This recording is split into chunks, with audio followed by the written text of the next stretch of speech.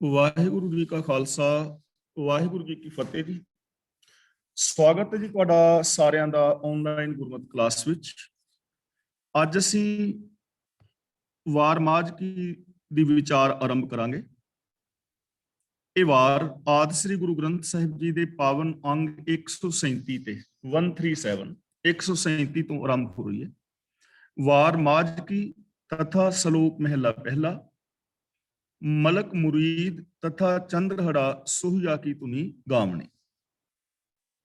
ਇਹ ਵਾਰ ਦੀ ਅਸੀਂ ਆਰੰਭਤਾ ਕਰ ਰਹੇ ਹਾਂ। ਤਾਂ ਇਹ ਜੋ ਵਾਰ ਹੈ ਸਾਹਿਬ ਸ੍ਰੀ ਗੁਰੂ ਨਾਨਕ ਪਾਤਸ਼ਾਹ ਜੀ ਦੀ ਉਚਾਰਨ ਕੀਤੀ ਹੋਈ ਹੈ। ਇਸ ਦੇ ਉੱਤੇ ਧੁਨੀ ਲਿਖੀ ਹੈ ਕਿ ਜਿਸ ਧੁਨ ਦੇ ਵਿੱਚ, ਜਿਸ ਤਰਜ਼ ਦੇ ਅੰਦਰ ਇਸ ਨੂੰ ਗਾਣਾ ਹੈ। ਹੁਣ ਮਲਕ ਮੁਰੀਦ ਔਰ ਚੰਦਰਹੜਾ ਦੀ ਧੁਨ ਦੇ ਉੱਤੇ ਇਸ ਨੂੰ ਗਾਣਾ ਹੈ। ਇਹ ਚੀਜ਼ ਨੂੰ ਆਪਾਂ ਥੋੜਾ ਜਿਹਾ ਸਮਝ ਲਵੀਏ ਕਿ ਮਲਕ ਮੁਰੀਦ ਔਰ ਚੰਦਰਹੜਾ ਕੌਣ ਸਨ। ਮਲਕ ਜਾਤ ਦਾ ਮੁਰੀਦ ਖਾਂ ਔਰ ਸੋਹੀ ਜਾਤ ਦਾ ਚੰਦਰਹੜਾ। ਇਹ ਮੁਰੀਦ ਖਾਂ ਔਰ ਚੰਦਰਹੜਾ ਦੋ ਨਾਮ ਨੇ। ਚੰਦਰਹੜਾ ਸੋਹੀ ਜਾਤ ਦਾ ਤੇ ਮੁਰੀਦ ਖਾਂ ਮਲਕ ਜਾਤ ਦਾ। ਇਹ ਦੋਵੇਂ ਅਕਬਰ ਬਾਦਸ਼ਾਹ ਦੇ ਵੱਡੇ ਸਰਦਾਰ ਸਨ। ਇਹਨਾਂ ਦੀ ਆਪਸ ਦੇ ਵਿੱਚ ਬਣਦੀ ਨਹੀਂ ਸੀ, ਇੱਕ ਦੂਜੇ ਨਾਲ ਲੱਗਦੀ ਸੀ।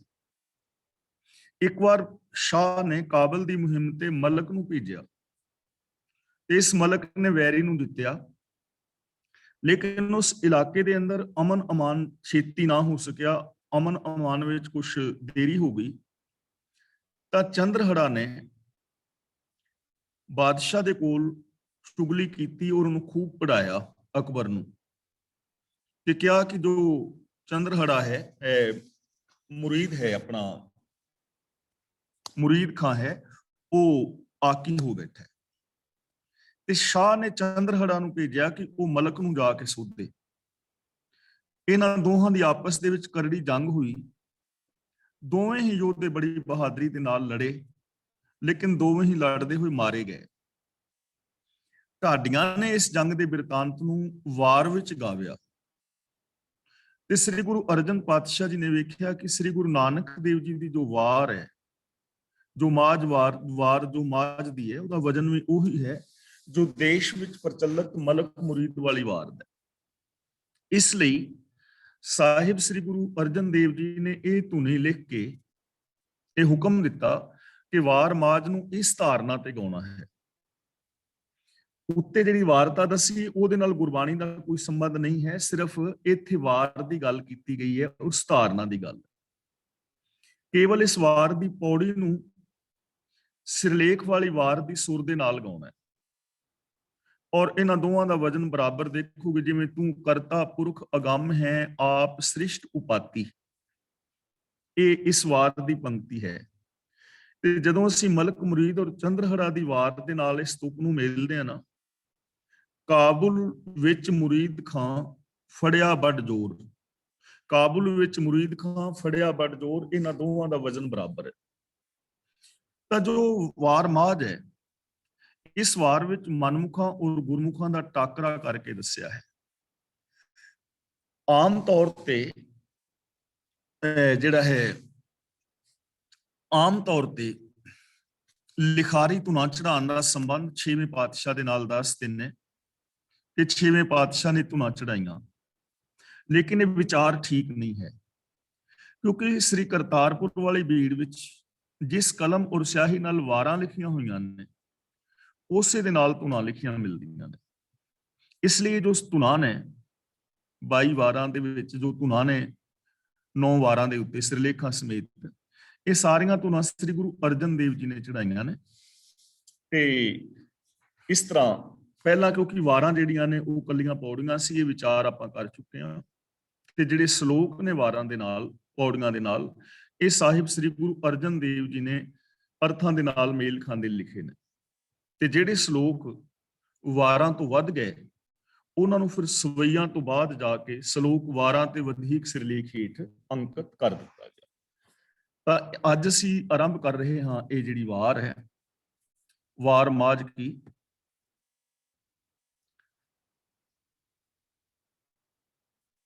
ਇੱਕ ਮਿੰਟ ਜੀ, ਸੌਰੀ।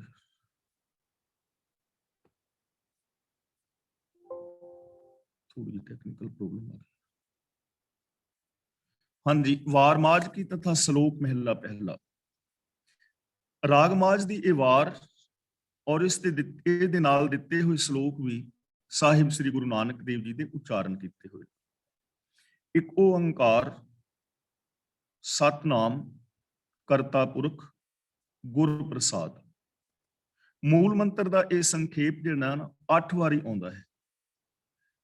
ਇੱਕ ਵਾਰ ਇਸ ਰਾਗ ਵਿੱਚ 6 ਵਾਰ ਰਾਗ ਗੌੜੀ ਵਾਰ ਤੇ ਇੱਕ ਵਾਰ ਬਿਲਾਵਲ ਵਿੱਚ। ਇੱਕ ਵਾਰੀ ਸ੍ਰੀ ਰਾਗ ਦੇ ਵਿੱਚ ਜਿੱਥੇ ਆਇਆ 6 ਵਾਰ ਗੌੜੀ ਰਾਗ ਵਿੱਚ ਔਰ ਇੱਕ ਵਾਰ ਬਿਲਾਵਲ ਰਾਗ ਦੇ ਵਿੱਚ, ਜਿਸ ਦਾ ਮਤਲਬ ਹੈ ਇੱਕ ਓੰਕਾਰ ਤੋਂ ਭਾਵ ਹੈ ਕਿ ਇੱਕ ਸਰਬ ਵਿਆਪਕ ਪਰਮ ਸੱਤਿਆ, ਜਿਸ ਰਾਹੀਂ ਸੰਸਾਰ ਦੀ ਉਤਪਤੀ, ਲੈਤਾ, ਪਾਲਣਾ, ਸੰਚਾਲਨ ਹੁੰਦਾ ਹੈ। ਸਤਨਾਮ ਉਹ ਹੋਂਦ ਵਾਲਾ ਹੈ। ਕਰਤਾ ਪੁਰਖ, ਕਰਤਾ ਦਾ ਮਤਲਬ ਕ੍ਰੀਏਟਰ ਹੈ, ਪੁਰਖ ਦਾ ਮਤਲਬ ਜ਼ਰਰੇ ਜ਼ਰਰੇ ਵਿੱਚ ਸਮਾਇਆ ਹੋਇਆ ਹੈ, ਤੇ ਗੁਰਪ੍ਰਸਾਦ ਦਾ ਮਤਲਬ ਗੁਰੂ ਦੀ ਰਹਿਮਤ, ਗੁਰੂ ਦੇ ਗਿਆਨ ਰਾਹੀਂ ਐਸੇ ਪ੍ਰਭੂ ਦਾ ਮਿਲਾਪ ਹਾਸਲ ਹੁੰਦਾ ਹੈ। ਪਹਿਲੀ ਪੌੜੀ ਦੇ ਨਾਲ ਪਹਿਲਾ ਸ਼ਲੋਕ ਸਾਹਿਬ ਸ੍ਰੀ ਗੁਰੂ ਨਾਨਕ ਪਾਤਸ਼ਾਹ ਜੀ ਦਾ ਹੈ। ਸ਼ਲੋਕ ਮਹਿਲਾ ਪਹਿਲਾ। ਗੁਰ ਦਾਤਾ ਗੁਰ ਹਿਵੈ ਘਰ, ਗੁਰ ਦੀਪਕ ਤਿਹ ਲੋਏ। ਇਸ ਪੰਕਤੀ ਦੇ ਵਿਸ਼ਰਾਮ ਇਸ ਤਰ੍ਹਾਂ ਹੋਣਗੇ, ਗੁਰ ਦਾਤਾ ਗੁਰ ਹਿਵੈ ਘਰ, ਗੁਰ ਦੀਪਕ ਤਿਹ ਲੋਏ। ਹਿਵੈ ਦਾ ਮਤਲਬ ਹੁੰਦਾ ਹੈ ਬਰਫ਼। ਹਿਵੈ ਘਰ ਦਾ ਮਤਲਬ ਬਰਫ਼ ਦਾ ਘਰ, ਯਾਨੀ ਠੰਡ ਦਾ ਸੋਮਾ, ਸ਼ਾਂਤੀ ਦਾ ਸੋਮਾ। ਦਾਤਾ ਦਾ ਮਤਲਬ ਦਾਤਾਂ ਦੇਣ ਵਾਲਾ। ਦੀਪਕ ਦਾ ਮਤਲਬ ਦੀਵਾ, ਗਿਆਨ ਦਾ। ਤੇ ਲੋਈ ਦਾ ਮਤਲਬ ਤ੍ਰਿਲੋਕੀ ਵਿੱਚ, ਯਾਨੀ ਤਿੰਨਾਂ ਲੋਕਾਂ ਵਿੱਚ, ਯਾਨੀ ਸਾਰੇ ਸੰਸਾਰ ਦੇ ਅੰਦਰ। ਤਾਂ ਗੁਰੂ ਪਾਤਸ਼ਾਹ ਜੀ ਸਾਨੂੰ ਸਮਝਾ ਰਹੇ ਨੇ, ਗੁਰੂ ਦਾਤਾ, ਗੁਰੂ ਗਿਆਨ ਦੀ ਦਾਤ ਦੇਣ ਵਾਲਾ ਦਾਤਾ ਹੈ। ਗੁਰੂ ਤੋਂ ਸਾਨੂੰ ਗਿਆਨ ਦੀ ਦਾਤ ਮਿਲਦੀ ਹੈ, ਵੇ ਆਫ ਲਾਈਫ ਮਿਲਦਾ ਹੈ, ਦਾਤਾਂ ਦੇਣ ਵਾਲਾ ਹੈ। ਗੁਰ ਹਿਵੈ ਘਰ, ਗੁਰੂ ਸ਼ਾਂਤੀ ਦਾ ਸੋਮਾ ਹੈ, ਸ਼ਾਂਤੀ ਦਾ ਘਰ ਹੈ, ਯਾਨੀ ਗੁਰੂ ਦੇ ਅੰਦਰ ਸ਼ੀਤਲਤਾ ਹੈ, ਗੁਰੂ ਦੇ ਅੰਦਰ ਸ਼ਾਂਤੀ ਹੈ। ਗੁਰੂ ਤੋਂ ਗਿਆਨ ਦੀ ਦਾਤ ਮਿਲਦੀ ਹੈ, ਗੁਰੂ ਦੇ ਗਿਆਨ ਨਾਲ ਜ਼ਿੰਦਗੀ ਜੀਵਿਆ ਸਾਡੀ ਜ਼ਿੰਦਗੀ ਵਿੱਚ ਸ਼ਾਂਤੀ ਆਉਂਦੀ ਹੈ। ਗੁਰਦੀਪਕ ਤੇ ਲੋਏ, ਤੇ ਗੁਰੂ ਜੋ ਹੈ ਤਿੰਨਾਂ ਹੀ ਲੋਕਾਂ ਦੇ ਅੰਦਰ ਗਿਆਨ ਦਾ ਚਾਨਣਾ ਕਰਨ ਵਾਲਾ ਹੈ। ਤਾਂ ਜੇ ਅਸੀਂ ਚਾਹੁੰਦੇ ਹਾਂ ਕਿ ਸਾਡੀ ਜ਼ਿੰਦਗੀ ਵਿੱਚ ਸ਼ਾਂਤੀ ਆਵੇ, ਸਾਡੇ ਜੀਵਨ ਦੇ ਅੰਦਰ ਗਿਆਨ ਦਾ ਦੀਵਾ ਜਗੇ ਔਰ ਅਸੀਂ ਸੁੱਖਾਂ ਦੀਆਂ ਦਾਤਾਂ ਹਾਸਲ ਕਰ ਸਕੀਏ, ਤਾਂ ਉਹਦੇ ਵਾਸਤੇ ਇੱਕੋ ਇੱਕ ਰਾਹ ਹੈ, ਗਿਆਨ ਗੁਰੂ ਦੀ ਅਗਵਾਈ ਵਿੱਚ ਚੱਲਣਾ, ਗੁਰੂ ਦੇ ਗਿਆਨ ਮੁਤਾਬਕ ਜੀਵਨ ਜੀਣਾ। ਅਮਰ ਪਦਾਰਥ ਨਾਨਕਾ ਮਨ ਮਾਨਿਆ ਸੁਖ ਹੋਏ। ਅਮਰ ਦਾ ਮਤਲਬ ਨਾ ਮਰਨ ਵਾਲਾ, ਨਾ ਮੁੱਕਣ ਵਾਲਾ। ਮਨ ਮਾਨੇ ਦਾ ਮਤਲਬ ਜੇ ਮਨ ਵਿੱਚ ਮੰਨ ਲਿਆ ਜਾਏ, ਦਿਲ ਵਿੱਚ ਮੰਨਿਆ ਜਾਏ। ਸੁਖ ਹੋਏ ਦਾ ਮਤਲਬ ਸੁਖ ਪੈਦਾ ਹੋ ਜਾਂਦਾ ਹੈ। ਤਾਂ ਗੁਰੂ ਦੇ ਕੋਲ ਆਤਮਿਕ ਜੀਵਨ ਦੇਣ ਵਾਲਾ ਪਦਾਰਥ ਹੈ, ਗਿਆਨ ਹੈ, ਜੀਵਨ ਦਾ ਰਾਸਤਾ ਹੈ, ਜੋ ਸਾਨੂੰ ਅਮਰ ਕਰਦਾ ਹੈ। ਅਮਰ ਦਾ ਮਤਲਬ ਆਤਮਿਕ ਮੌਤ ਤੋਂ ਬਚਾਉਂਦਾ ਹੈ। ਗੁਰੂ ਦੇ ਗਿਆਨ ਰਾਹੀਂ ਜੋ ਜ਼ਿੰਦਗੀ ਜੀਂਦਾ ਹੈ ਨਾ, ਉਹ ਬੰਦਾ ਆਤਮਿਕ ਮੌਤ ਤੇ ਨਹੀਂ ਮਰਦਾ, ਉਹਦੇ ਅੰਦਰੋਂ ਇਨਸਾਨੀਅਤ ਨਹੀਂ ਮਰਦੀ, ਉਹਦੀ ਕਦੇ ਜ਼ਮੀਰ ਨਹੀਂ ਮਰਦੀ। ਤਾਂ ਉਹ ਗਿਆਨ ਗੁਰੂ ਦੇ ਕੋਲ ਹੈ, ਗੁਰੂ ਤੋਂ ਸਾਨੂੰ ਪ੍ਰਾਪਤ ਹੁੰਦਾ ਹੈ। ਮਨ ਮਾਨਿਆ, ਇੱਥੇ ਮਨ ਦੇ ਨੰਨੇ ਨਾਲ ਸਿਹਾਰੀ। ਮਨ ਵਿੱਚ, ਮਾਨੇ ਦਾ ਮਤਲਬ ਮਾਨਣ ਨਾਲ ਸੁਖ ਹੋਏ, ਸੁਖ ਹੁੰਦਾ ਹੈ। ਜੇ ਅਸੀਂ ਉਸ ਗੁਰੂ ਦੇ ਗਿਆਨ ਨੂੰ ਮਨ ਵਿੱਚ ਵਸਾਈਏ, ਮਨ ਕਰਕੇ ਮੰਨੀਏ, ਯਾਨੀ ਗੁਰੂ ਦੇ ਗਿਆਨ ਨੂੰ ਇੰਪਲੀਮੈਂਟ ਕਰੀਏ ਜ਼ਿੰਦਗੀ ਵਿੱਚ, ਮਨ ਬਚਨ ਕਰਮ ਕਰਕੇ। ਸੁਖ ਹੋਏ ਦਾ ਮਤਲਬ ਫਿਰ ਸਾਡੀ ਜ਼ਿੰਦਗੀ ਦੇ ਅੰਦਰ ਸੁਖ ਹੋ ਜਾਂਦਾ ਹੈ। ਜੋ ਵੀ ਇਨਸਾਨ ਗੁਰੂ ਦੇ ਗਿਆਨ ਨੂੰ ਮਨ ਦੇ ਅੰਦਰ ਵਸਾਉਂਦਾ ਹੈ, ਗੁਰੂ ਗਿਆਨ ਮੁਤਾਬਕ ਜ਼ਿੰਦਗੀ ਜੀਂਦਾ ਹੈ, ਉਹਨੂੰ ਸੁਖ ਮਿਲਦਾ ਹੈ ਔਰ ਉਹਨੂੰ ਆਤਮਿਕ ਜੀਵਨ ਮਿਲਦਾ ਹੈ, ਉਹਦੇ ਅੰਦਰ ਸ਼ਾਂਤੀ ਪੈਦਾ ਹੁੰਦੀ ਹੈ। ਪਹਿਲੇ ਪਿਆਰ ਲੱਗਾ ਥਣ ਦੁੱਧ। ਇੱਥੇ ਜੀਵਨ ਦੀਆਂ ਮੋਟੀਆਂ-ਮੋਟੀਆਂ 10 ਅਵਸਥਾਵਾਂ ਬਿਆਨ ਕੀਤੀਆਂ ਨੇ ਔਰ ਜੀਵਨ ਨੂੰ ਸਮਝਣ ਦਾ, ਸਮਝਾਉਣ ਦਾ ਯਤਨ ਕੀਤਾ ਗਿਆ ਹੈ ਕਿ ਆਮ ਜੋ ਬੰਦੇ ਦੀ ਜ਼ਿੰਦਗੀ ਹੈ ਉਹ ਕਿਵੇਂ ਬੀਤਦੀ ਹੈ। ਮੋਟੀਆਂ-ਮੋਟੀਆਂ 10 ਅਵਸਥਾਵਾਂ, 10-10 ਸਾਲ ਦਾ ਹਵਾਲਾ ਦੇ ਕੇ ਸਮਝਣ ਦਾ ਯਤਨ ਕੀਤਾ ਹੈ। ਵੈਸੇ ਤਾਂ ਜ਼ਿੰਦਗੀ ਹਰ ਪਲ ਬਦਲਦੀ ਹੈ, ਹਰ ਸਮੇਂ ਬਦਲਦੀ ਹੈ, ਸਾਡੇ ਸਰੀਰ ਵਿੱਚ ਚੇਂਜਿੰਗ ਆਉਂਦੀ ਹੈ, ਮਾਨਸਿਕਤਾ ਵਿੱਚ ਚੇਂਜਿੰਗ ਆਉਂਦੀ ਹੈ, ਹਰ ਪਲ ਆ ਰਹੀ ਹੈ। ਲੇਕਿਨ ਜਿਹੜੀਆਂ ਮੋਟੀਆਂ-ਮੋਟੀਆਂ 10 ਅਵਸਥਾਵਾਂ ਨੇ ਜਿਨ੍ਹਾਂ ਨੂੰ ਆਮ ਬੰਦਾ ਸਮਝ ਲੈਂਦਾ ਹੈ, ਜੋ ਪ੍ਰਚਲਿਤ ਨੇ, ਗੁਰੂ ਪਾਤਸ਼ਾਹ ਉਹਨਾਂ ਰਾਹੀਂ ਇੱਕ ਸੱਚਾਈ ਬਿਆਨ ਕਰ ਰਹੇ ਨੇ ਔਰ ਸਾਨੂੰ ਇੱਕ ਜੀਵਨ ਦਾ ਰਾਸਤਾ ਸਮਝਾ ਰਹੇ ਨੇ। ਪਹਿਲੇ ਦਾ ਮਤਲਬ ਪਹਿਲੀ ਅਵਸਥਾ ਜੋ ਬਚਪਨ ਵਿੱਚ ਹੈ, ਜਦੋਂ ਬੱਚਾ ਜਨਮ ਲੈਂਦਾ ਹੈ। ਪਹਿਲੇ ਪਿਆਰ ਲੱਗਾ ਥਣ ਦੁੱਧ। ਲੱਗਾ ਦਾ ਮਤਲਬ ਲੱਗ ਗਿਆ, ਪਿਆਰ ਦੇ ਰਾਰੇ ਨਾਲ ਸਿਹਾਰੀ ਹੈ, ਜਿਸ ਦਾ ਮਤਲਬ ਪ੍ਰੇਮ ਦੇ ਨਾਲ। ਤਾਂ ਗੁਰੂ ਪਾਤਸ਼ਾਹ ਜੀ ਕਹਿੰਦੇ ਨੇ ਕਿ ਪਹਿਲੀ ਅਵਸਥਾ ਵਿੱਚ ਜੀਵ ਪਿਆਰ ਦੇ ਨਾਲ ਮਾਂ ਦੇ ਥਣਾਂ ਦੇ ਦੁੱਧ ਦੇ ਵਿੱਚ ਰੁੱਝਦਾ ਹੈ। ਬੱਚਾ ਜਨਮ ਹੋਇਆ ਬੱਚੇ ਦਾ, ਤਾਂ ਉਹਨੂੰ ਮਾਂ ਦੇ ਥਣ ਦੇ ਨਾਲ ਪਿਆਰ ਹੁੰਦਾ ਹੈ, ਕਿਉਂਕਿ ਉਹਨੂੰ ਉੱਥੋਂ ਖੁਰਾਕ ਮਿਲਦੀ ਹੈ, ਤੇ ਜੀਵਨ ਦੀ ਸ਼ੁਰੂਆਤ ਇੱਥੋਂ ਹੀ ਹੋ ਜਾਂਦੀ ਹੈ ਕਿ ਮਾਂ ਦੇ ਦੁੱਧ ਦੇ ਨਾਲ ਉਹਦੀ ਪ੍ਰੀਤ ਪੈਂਦੀ ਹੈ, ਉਹ ਰੁੱਝਦਾ ਹੈ। ਇਹ ਉਹਦਾ ਸਭ ਤੋਂ ਪਹਿਲਾ ਰੁਝੇਵਾਂ ਹੈ। ਦੂਜੇ ਮਾਏ ਬਾਪ ਦੀ ਸੁੱਧ। ਬੱਚਾ ਥੋੜਾ ਹੋਰ ਵੱਡਾ ਹੁੰਦਾ ਹੈ, ਉਹਦੀ ਸੂਝ-ਬੂਝ ਕੰਮ ਕਰਦੀ ਹੈ। ਸੁੱਧ ਦਾ ਮਤਲਬ ਸੂਝ। ਤਾਂ ਫਿਰ ਜਰਾ ਵੱਡਾ ਹੁੰਦਾ, ਉਹਨੂੰ ਮਾਂ ਔਰ ਬਾਪ ਦੀ ਸੂਝ ਆ ਜਾਂਦੀ ਕਿ ਮੇਰਾ ਮਾਂ ਹੈ, ਇਹ ਮੇਰਾ ਪਿਓ ਹੈ, ਇਹ ਮੇਰੀ ਮਾਂ ਹੈ, ਇਹ ਮੇਰਾ ਪਿਓ ਹੈ। ਉਹ ਮਾਂ ਪਿਓ ਕਰਨ ਲੱਗ ਜਾਂਦਾ। ਮਾਂ ਪਿਓ ਤੋਂ ਬਿਨਾਂ ਉਹ ਫਿਰ ਰਹਿਣਾ ਨਹੀਂ ਚਾਹੁੰਦਾ। ਉਹਦੀ ਮਾਂ ਪਿਓ ਦੀ ਪ੍ਰੀਤ ਬਣਦੀ ਹੈ, ਮਾਂ ਔਰ ਬਾਪ ਦੀ ਉਹਨੂੰ ਸਮਝ ਪੈਂਦੀ ਹੈ ਕਿ ਮੇਰੀ ਮਾਂ ਹੈ, ਮੇਰਾ ਪਿਓ ਹੈ। ਤੀਜੇ ਭਈਆ ਭਾਬੀ ਬੇਬ। ਇਹਨੂੰ ਭਇਆ ਨਹੀਂ ਪੜਨਾ, ਇਹਨੂੰ ਭਈਆ ਪੜਨਾ ਹੈ। ਭਈਆ ਦਾ ਮਤਲਬ ਭਰਾ, ਭਾਬੀ ਦਾ ਮਤਲਬ ਭਰਜਾਈ, ਤੇ ਬੇਬ ਦਾ ਮਤਲਬ ਭੈਣ। ਭੈਣ ਨੂੰ ਬੇਬੇ ਵੀ ਕਹਿੰਦੇ ਸਨ, ਜਿਵੇਂ ਬੇਬੇ ਨਾਨਕੀ। ਬਹੁਤ ਇਲਾਕਿਆਂ ਵਿੱਚ ਭੈਣ ਨੂੰ ਬੇਬੇ ਕਹਿੰਦੇ ਨੇ। ਬੇਬ ਦਾ ਮਤਲਬ ਭੈਣ। ਜੋ ਤੀਜੀ ਅਵਸਥਾ ਹੈ, ਬੱਚਾ ਥੋੜਾ ਹੋਰ ਵੱਡਾ ਹੁੰਦਾ ਹੈ, ਉਹਦੀ ਸਮਝ ਹੋਰ ਥੋੜੀ ਵਿਸ਼ਾਲ ਹੁੰਦੀ ਹੈ, ਤਾਂ ਉਹਨੂੰ ਸਮਝ ਆ ਜਾਂਦੀ ਹੈ ਮੇਰਾ ਭਰਾ ਹੈ, ਮੇਰੀ ਭਰਜਾਈ ਹੈ, ਮੇਰੀ ਭੈਣ ਹੈ।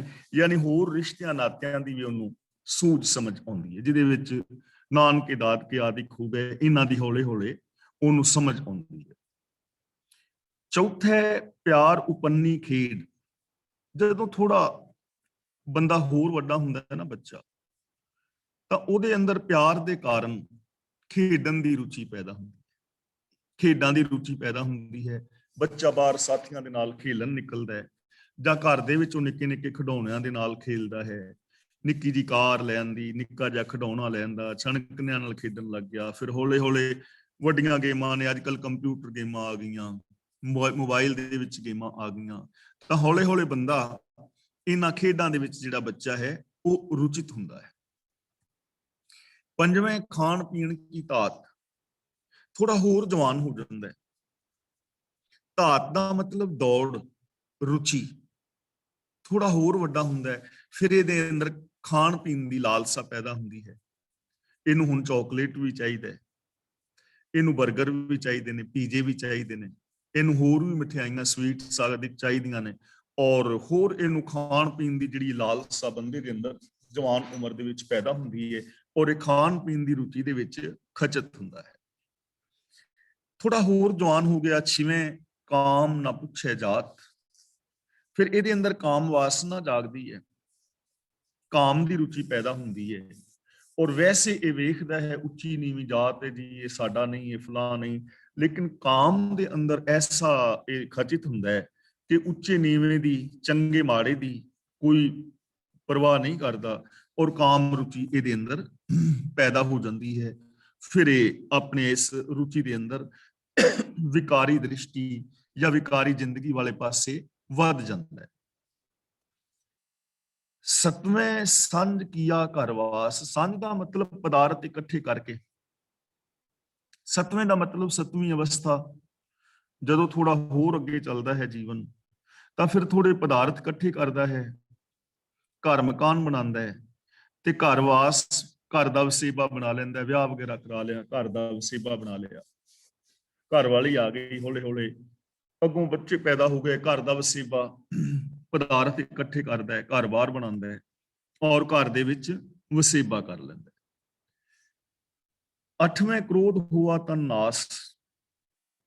ਅਗਲੀ ਇਹਦੀ ਅਵਸਥਾ ਹੈ ਕਿ ਇਹਦੇ ਜੀਵਨ ਦੇ ਅੰਦਰ ਕ੍ਰੋਧ ਪੈਦਾ ਹੋ ਜਾਂਦਾ ਔਰ ਕ੍ਰੋਧ ਕਰਕੇ ਇਹਦੇ ਤਨ ਦਾ ਨਾਸ ਹੁੰਦਾ ਹੈ, ਤਨ ਕਮਜ਼ੋਰ ਹੁੰਦਾ ਹੈ। ਕਾਮ ਕ੍ਰੋਧ ਕਾਇਆ ਕੋ ਗੱਲ ਹੈ, ਜਿਉ ਕੰਚਨ ਸੁਹਾਗਾ ਢਾਲੈ। ਜਦੋਂ ਬੰਦੇ ਦੀ ਜ਼ਿੰਦਗੀ ਵਿੱਚ ਕ੍ਰੋਧ ਆਉਂਦਾ ਹੈ ਤਾਂ ਇਹਦਾ ਬੀਪੀ ਹਾਈ ਹੁੰਦਾ ਹੈ, ਇਹਦੇ ਚਿਹਰੇ ਦੀ ਸ਼ਕਲ ਵਿਗੜਦੀ ਹੈ, ਇਹਦੀ ਸੋਚ ਖਤਮ ਹੁੰਦੀ ਹੈ ਔਰ ਇਹ ਆਪਣੇ ਰਿਸ਼ਤੇ ਨਾਤੇ ਬਹੁਤ ਸਾਰੇ ਤੋੜ ਲੈਂਦਾ ਹੈ, ਲੋਕਾਂ ਦੇ ਨਾਲ ਉਹ ਸੰਬੰਧ ਟੁੱਟ ਜਾਂਦੇ ਨੇ। ਤੇ ਯਾਦ ਰੱਖਣਾ, ਕ੍ਰੋਧ ਜ਼ਰੂਰੀ ਨਹੀਂ ਕਿ ਵਿਆਹ ਤੋਂ ਬਾਅਦ ਹੀ ਆਵੇ, ਵਿਆਹ ਤੋਂ ਪਹਿਲਾਂ ਵੀ ਕ੍ਰੋਧ ਆਉਂਦਾ ਹੈ।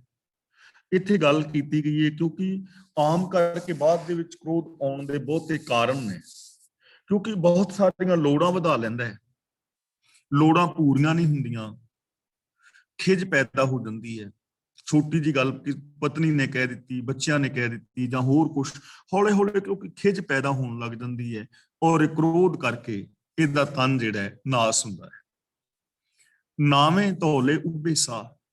ਹੁਣ ਹੌਲੇ ਹੌਲੇ ਉਮਰ ਵੱਧ ਰਹੀ ਹੈ ਤੇ ਉਮਰ ਵਧਣ ਦੇ ਨਾਲ ਇਹਦੇ ਕੇਸ ਚਿੱਟੇ ਹੋ ਜਾਂਦੇ ਨੇ, ਧੌਲੇ ਵਾਲ ਆ ਗਏ।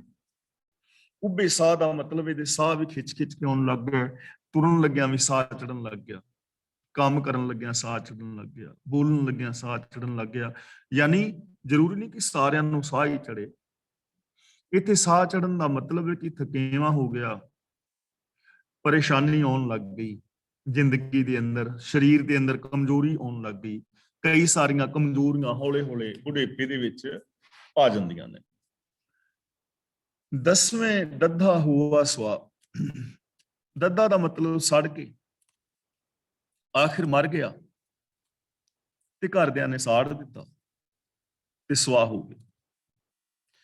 ਹੁਣ ਇੱਥੋਂ ਤੱਕ ਆਉਂਦਿਆਂ ਤੁਸੀਂ ਇੱਕ ਖਾਸ ਚੀਜ਼ ਵੇਖੀ ਹੈ ਕਿ ਇਹਨਾਂ ਸਾਰੀਆਂ ਅਵਸਥਾਵਾਂ ਦੇ ਵਿੱਚ ਬੰਦੇ ਦਾ ਕੋਈ ਗੋਲ ਨਹੀਂ, ਇਹਦਾ ਕੋਈ ਗੋਲ ਨਹੀਂ ਕਿ ਮੈਂ ਸੱਚਾਈ ਵਾਲੀ ਜ਼ਿੰਦਗੀ ਜੀਣੀ ਹੈ ਜਾਂ ਮੈਂ ਇਨਸਾਨੀਅਤ ਵਾਲੀ ਜ਼ਿੰਦਗੀ ਜੀਣੀ ਹੈ ਜਾਂ ਮੈਂ ਕੁਝ ਵੱਖਰਾ ਕਰਨਾ ਹੈ ਜਾਂ ਸਚਿਆਰ ਹੋਣਾ ਹੈ। ਇਹੋ ਜਿਹਾ ਗੋਲ ਪੂਰਿਆਂ ਇਹਨਾਂ 10 ਸਟੇਜਾਂ ਦੇ ਵਿੱਚ ਨਹੀਂ ਹੈ। ਜਦੋਂ ਬਚਪਨ ਸੀ ਉਦੋਂ ਤਾਂ ਚਲੋ ਪਤਾ ਹੀ ਨਹੀਂ ਹੈ, ਲੇਕਿਨ ਬਚਪਨ ਤੋਂ ਬਾਅਦ ਵੀ ਸਚਿਆਰਤਾ ਵਾਲੇ ਪਾਸੇ ਬੰਦੇ ਦਾ ਖਿਆਲ ਗਿਆ ਹੀ ਨਹੀਂ। ਔਰ ਇਹ ਸਾਰਿਆਂ ਦੀ ਗੱਲ ਨਹੀਂ, ਇਹ ਬਹੁਤਾਤ ਗਿਣਤੀ ਦੀ ਗੱਲ ਹੈ ਪਰਸੈਂਟੇਜ ਦੇ ਨਾਲ, ਕਿਉਂਕਿ ਚੰਗੇ ਲੋਕ ਵੀ ਹੁੰਦੇ ਨੇ, ਹੈਨ ਵਿਰਲੇ ਨਾ ਹੀ ਕਣੇ ਫੈਲ ਫੱਕੜ ਸੰਸਾਰ। ਤਾਂ ਕੀ ਹੋਇਆ ਵੀ ਸੜ ਗਿਆ, ਮਰ ਗਿਆ। ਗੈ ਸਗੀਤ ਪੁਕਾਰੀ ਤਾਹ। ਸਗੀਤ ਦਾ ਮਤਲਬ ਸੰਗੀ ਸਾਥੀ, ਗੈ ਦਾ ਮਤਲਬ ਜਿਹੜੇ ਫੂਕਣ ਜਾਂਦੇ ਨੇ। ਹੁਣ ਜਿਹੜੇ ਸਾੜਨ ਵਾਸਤੇ ਗਏ ਸੱਜਣ ਮਿੱਤਰ, ਪੁਕਾਰੀ ਤਾਹ, ਤਾਹ ਦਾ ਮਤਲਬ ਢਾਹ ਮਾਰਦੇ ਨੇ, ਰੋਂਦੇ ਨੇ। ਪਹਿਲੇ ਯੁੱਗ ਦੇ ਅੰਦਰ ਜੋ ਬੀਤ ਗਿਆ ਸਮਾਂ ਹੈ, ਘਰ ਦਾ ਕੋਈ ਵੱਡਾ ਪੁੱਤਰ ਜਾਂ ਕੋਈ ਵੀ ਜੀ ਜਿਹੜਾ ਨਾ ਮਰਨ ਤੇ ਢਾਹ ਮਾਰਦਾ ਹੁੰਦਾ ਸੀ। ਉਹਨਾਂ ਦੇ ਕਈ ਸਾਰੇ ਰੀਜ਼ਨਸ ਹਨ। ਇੱਕ ਤਾਂ ਦੁੱਖ ਤਾਂ ਹੁੰਦਾ ਹੀ ਹੈ ਹਰ ਇਨਸਾਨ ਨੂੰ, ਕੋਈ ਵੀ ਘਰ ਦੇ ਵਿੱਚੋਂ ਜੀ ਗੁਜ਼ਰਦਾ ਹੈ, ਮੋਹ ਹੁੰਦਾ ਹੈ, ਦੁੱਖ ਹੁੰਦਾ ਹੈ, ਰੋਣ ਆਉਂਦਾ ਹੈ ਬੰਦੇ ਨੂੰ। ਅੱਜ ਕੱਲ ਤਾਂ ਮੋਬਾਈਲ ਨੇ ਨਾਲ ਦੇ ਨਾਲ ਮੈਸੇਜ ਕਰਤਾ, ਗਰੁੱਪ ਦੇ ਵਿੱਚ ਪਾ ਦਿਓ ਕਿ ਫਲਾਂ ਬੰਦਾ ਚਲਾਣੇ ਕਰ ਗਿਆ, ਫੇਸਬੁੱਕ ਤੇ ਪਾ ਦਿਓ, ਪੂਰੀ ਦੁਨੀਆ 'ਚ ਪਤਾ ਲੱਗ ਜਾਂਦਾ। ਪਰ ਉਦੋਂ ਆਂਢ ਗੁਆਂਢ ਨੂੰ ਦੱਸਣ ਦਾ ਤਰੀਕਾ ਇਹ ਸੀ ਵੀ ਢਾਹ ਮਾਰਨ ਦੇ ਨਾਲ ਲੋਕਾਂ ਨੂੰ ਗੁਆਂਢ 'ਚ ਪਤਾ ਲੱਗ ਜਾਂਦਾ ਸੀ ਕਿ ਕੋਈ ਮੌਤ ਹੋ ਗਈ ਹੈ। ਤਾਂ ਗੈ ਸਗੀਤ ਪੁਕਾਰੀ ਤਾਹ, ਇੱਥੇ ਫਿਰ ਉਹਨਾਂ ਦੀ ਗੱਲ ਹੈ ਕਿ ਜਿਹੜੇ ਉਸ ਆਪਣੇ ਪਿਆਰੇ ਨੂੰ, ਮ੍ਰਿਤਕ ਨੂੰ ਸਾੜਨ ਜਾਂਦੇ ਨੇ, ਉਹ ਧਾਹਾਂ ਮਾਰਦੇ ਨੇ, ਭਾਵ ਰੋਂਦੇ ਨੇ। ਉੱਡਿਆ ਹੰਸ ਦਸਾਏ ਰਾਹ, ਜੋ ਇਹਦਾ ਅਰਥ ਕੀਤਾ ਹੈ ਨਾ ਆਮ ਵਿਦਵਾਨ ਵੀਰਾਂ ਨੇ, ਜੀਵਾਤਮਾ ਸਰੀਰ ਵਿੱਚੋਂ ਨਿਕਲ ਕੇ ਅਗਾਂਹ ਦੇ ਰਾਹ ਪੁੱਛਦਾ ਹੈ ਕਿ ਮੈਨੂੰ ਰਾਹ ਦੱਸੋ। ਪਰ ਉੱਡਿਆ ਹੰਸ ਦਾ ਮਤਲਬ ਇੱਥੇ ਹੈਗਾ ਕਿ ਜੀਵਨ ਖਤਮ ਹੋ ਗਿਆ, ਜਾਨ ਨਿਕਲ ਗਈ। ਦਸਾਏ ਰਾਹ ਦਾ ਮਤਲਬ ਇਹ ਰਾਹ ਦੱਸਦਾ ਹੈ, ਇਹ ਨਿਯਮ ਦੱਸਦਾ ਹੈ ਕਿ ਆਖਿਰ ਬੰਦੇ ਦੀ ਮੌਤ ਹੋ ਜਾਂਦੀ ਹੈ। ਇਹ ਰਾਹ ਜਿਹੜਾ ਹੈ, ਕਾਨੂੰਨ ਜਿਹੜਾ ਹੈ, ਇਹ ਦੱਸ ਰਿਹਾ ਹੈ ਕਿ ਬੰਦੇ ਦਾ ਜੀਵਨ ਆਖਿਰ ਖਤਮ ਹੋ ਜਾਂਦਾ ਹੈ। ਜਾਨ ਸਾਰਿਆਂ ਦੀ ਨਿਕਲ ਜਾਣੀ ਹੈ, ਮੌਤ ਸਾਰਿਆਂ ਦੀ ਆਉਣੀ ਹੈ, ਇਹ ਇੱਕ ਨਿਯਮ ਹੈ। ਤੇ ਆਖਿਰ ਹੁੰਦਾ ਕੀ ਹੈ? ਆਇਆ ਗਿਆ ਮੁਇਆ ਨਾ। ਰਾਹ ਕੀ ਦੱਸ ਰਿਹਾ ਹੈ, ਨਿਯਮ ਕੀ ਦੱਸ ਰਿਹਾ ਹੈ ਕਿ ਆਇਆ ਬੰਦਾ ਆਇਆ, ਗਿਆ ਦਾ ਮਤਲਬ ਚਲਾ ਗਿਆ, ਮਰ ਗਿਆ, ਤੇ ਅਖੀਰ ਵਿੱਚ ਕੀ ਹੋਇਆ, ਮੁਇਆ ਨਾਉ, ਉਹਦਾ ਨਾਮ ਵੀ ਮੁੱਕ ਜਾਂਦਾ, ਨਾਮ ਵੀ ਮਰ ਜਾਂਦਾ। ਦੇਖੋ ਅਸੀਂ ਹਾਂ ਇਸ ਚੀਜ਼ ਨੂੰ ਥੋੜਾ ਜਿਹਾ ਸਮਝੀਏ। ਅਸੀਂ ਜਿੰਨੇ ਵੀ ਭੈਣ ਭਰਾ ਹਾਂ, ਸਾਡੇ ਰਿਸ਼ਤੇਦਾਰ ਸੱਜਣ ਮਿੱਤਰ ਨੇ, ਸਪੋਜ਼ ਕਿ ਮੇਰੀ ਅੱਜ ਮੌਤ ਹੁੰਦੀ ਹੈ, ਤਾਂ ਮੈਂ ਆਇਆ ਔਰ ਚਲਾ ਗਿਆ, ਜੰਮਿਆ ਤੇ ਮਰ ਗਿਆ। ਹੁਣ ਮੇਰਾ ਨਾਮ ਕਿੰਨਾ ਕੁ ਚਿਰ ਰਹੇਗਾ? ਜਿੰਨਾ ਕੁ ਚਿਰ ਤੁਸੀਂ ਜਿਉਂਦੇ ਹੋ। ਮੇਰੇ ਯਾਰ ਦੋਸਤ, ਮੇਰੇ ਸੱਜਣ ਮਿੱਤਰ, ਬੱਚੇ, ਜ਼ਿਆਦਾ ਪੋਤਰੀ ਤੱਕ ਮੇਰਾ ਨਾਮ ਰਹਿ ਜਾਏਗਾ। ਤੇ ਜਦੋਂ ਉਹ ਵੀ ਮਰ ਗਏ, ਉਦੋਂ ਮੇਰਾ ਨਾਮ ਵੀ ਖਤਮ ਹੋ ਜਾਣਾ। ਉਹਨਾਂ ਚਿਰ ਹੀ ਰਹੇਗਾ ਨਾ ਜਿੰਨਾ ਚਿਰ ਮੈਨੂੰ ਜਾਣਨ ਵਾਲੇ ਨੇ। ਕਦੇ ਕਦਾਈ ਕੋਈ ਨਾਮ ਲੈ ਲਿਆ ਕਰੇਗਾ, ਹਾਂ ਯਾਰ ਮੋਹਰ ਸਿੰਘ ਹੁੰਦਾ ਸੀ। ਕਦੇ ਕਦਾਈ ਅਸੀਂ ਨਾਮ ਸਾਨੂੰ ਯਾਦ ਆ ਜਾਂਦਾ ਨਾ ਆਪਣੇ ਸੱਜਣਾ ਮਿੱਤਰਾਂ ਦਾ। ਕੌਣ ਯਾਦ ਕਰਦਾ? ਏਡੇ ਵੱਡੇ ਵੱਡੇ ਰਾਜੇ ਮਹਾਰਾਜੇ ਜਿਨ੍ਹਾਂ ਦਾ ਕਦੀ ਨਾਮ ਚੱਲਦਾ ਸੀ, ਅੱਜ ਇਤਿਹਾਸ ਦੀਆਂ ਕਿਤਾਬਾਂ 'ਚ ਉਹਨਾਂ ਦਾ ਨਾਮ ਵੀ ਖਤਮ ਹੁੰਦਾ ਜਾ ਰਿਹਾ। ਭਗਤ ਬੇਣੀ ਜੀ ਦੇ ਟਾਈਮ ਕੌਣ ਰਾਜਾ ਸੀ? ਕਿਸੇ ਨੂੰ ਪਤਾ ਹੈ? ਪੂਰੀ ਕਲਾਸ 'ਚ ਕਿਸੇ ਨੂੰ ਨਹੀਂ ਪਤਾ ਨਾ। ਆਖਿਰ ਨਾਮ ਵੀ ਬੰਦੇ ਦਾ ਖਤਮ ਹੋ ਜਾਂਦਾ ਹੈ, ਉਹਦਾ ਕੋਈ ਨਾਮ ਵੀ ਚੇਤੇ ਨਹੀਂ ਕਰਦਾ। ਔਰ ਹਕੀਕਤ ਇਹੀ ਹੈ। ਲੇਕਿਨ ਨਾਮ ਕਿਹਨਾਂ ਦੇ ਚੇਤੇ ਰਹਿੰਦੇ ਨੇ? ਜਿਹੜੇ ਇਸ ਦੁਨੀਆ ਦੇ ਵਿੱਚ ਕੁਝ ਕਰ ਜਾਂਦੇ ਨੇ। ਇਹ ਸ਼ਬਦ ਦੇ ਵਿੱਚ ਵੇਖੋਗੇ ਨਾ ਗੌਰ ਦੇ ਨਾਲ, ਕਿ ਸ਼ੁਰੂ ਤੋਂ ਲੈ ਕੇ ਇਹ ਕੰਮ ਕਰਦਾ ਰਿਹਾ ਤੇ ਮਰ ਗਿਆ, ਆਖਿਰ ਨਾਮ ਖਤਮ ਹੋ ਜਾਏਗਾ। ਹੁਣ ਇਸ ਪੂਰੇ ਸ਼ਬਦ ਦੇ ਅੰਦਰ ਬੰਦੇ ਨੇ ਕੁਝ ਵੀ ਐਸਾ ਨਹੀਂ ਕੀਤਾ ਜਿਹਦੇ ਨਾਲ ਉਹਦਾ ਨਾਮ ਰਹਿ ਸਕਦਾ ਹੁੰਦਾ।